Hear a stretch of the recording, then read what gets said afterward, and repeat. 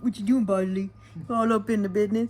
All right, so the camera cut off on us for a little bit, so we're just gonna wrap up. So one of the things I was excited to talk about that I'm most proud of is the fact that I've created a paid training program for something that is typically unpaid, and I'm essentially teaching people how to fish. Like, here's how you can create another stream of income that's really not all that difficult to do.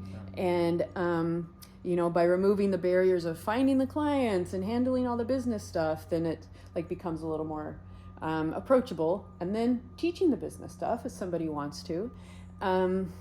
So yeah, I'm so dang proud that this month I've got 4 different clients that I'm not doing. It's just going to be Nick in front of the camera. And you're all are learning skills that you can do in other ways too. It's not just pet sitting that all of these skills apply to, like you were saying with your art. The client stuff you're learning through here, through this is going to be helpful there too. Yeah. Everybody needs to make money somehow. And if in the future I hope to work as a freelance artist full time, just by itself, I need to know how to manage a client base. And just having witnessed you managing your client base while I'm being trained to sit pets has been really educational. Yeah. It was so funny. Bozley doesn't feel very good. He's on drugs. You just got your nuts cut, didn't you? Yeah. Okay, so what were some of the other wrap-up notes? We talked about some horror stories. Talked about some of the benefits, non-cash benefits to doing this sort of thing. I also think it's great, honestly, for people who have chronic illness issues. As long as you can be mobile consistently, is a pretty low-key way to make money. And a lot of animals don't need a ton of exercise, so it's not like it's a big physical demand. And I would only match people who don't have a ton of energy. I would only match them with my lazy dogs.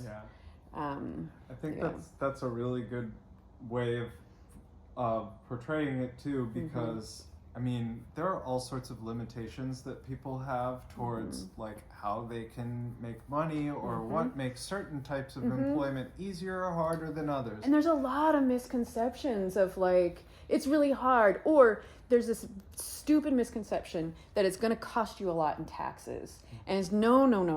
If you keep track of even some basic stuff, and you don't have to itemize in order to get the benefits of self-employment, tax write-offs.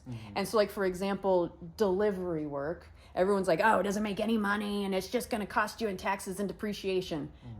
That's possible, but that's only if you're doing it wrong. If you are discerning about which jobs you take, and you'll keep your mileage low, you'll keep your gas low, and the IRS gives you a huge write-off for mileage, so that honestly I have yet to have to pay taxes, a lot of taxes on rideshare or delivery, and last 2 years I've made $40,000, and because of my write-offs, and they're all perfectly reasonable business write-offs, all of that has stayed in my pocket. I have not paid to the IRS anything in many years, because I keep track. I use my business expenses appropriately to reduce my tax load, and I keep it all in my pocket.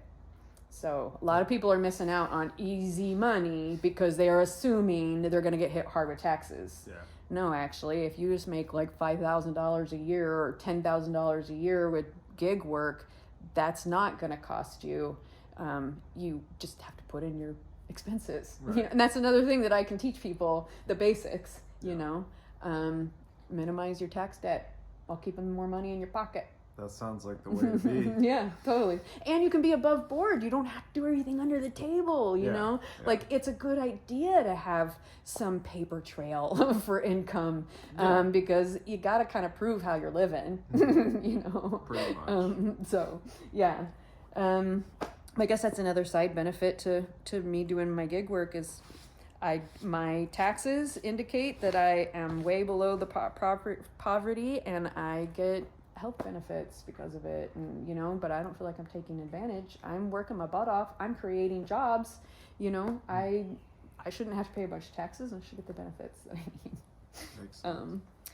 Okay, so yeah, I think that was about it. We talked about a lot of different things, and I'll chop this up into different segments, but I really appreciate your time. I really appreciate like a lot of stuff we talked about. It's been stuff I've been wanting to get, on a video. So, and I get so much pride and excitement and joy out of teaching people something that's so practical and helping, like the way that you've multiple times said, like, I realized that I need to, get started on that weeding job much sooner, because then I got stuck in the rain finishing it up because I put it off. Like, that's a super valuable lesson that's gonna stick with you, and be motivating. And you're learning. You had to set a bunch of alarms for this particular job. That's gonna keep you on track of like, oh, it's 3:30 in the afternoon now or whatever. But it's a skill. And it so sets me up to do it the right way in the future, right? Even if it's a completely different situation. And you're getting an idea of like, oh, it always takes me an hour and a half to pack and get ready. Okay, we'll set aside an hour and a half. Oh, I always got to set aside a couple of hours for cleaning the house before I leave.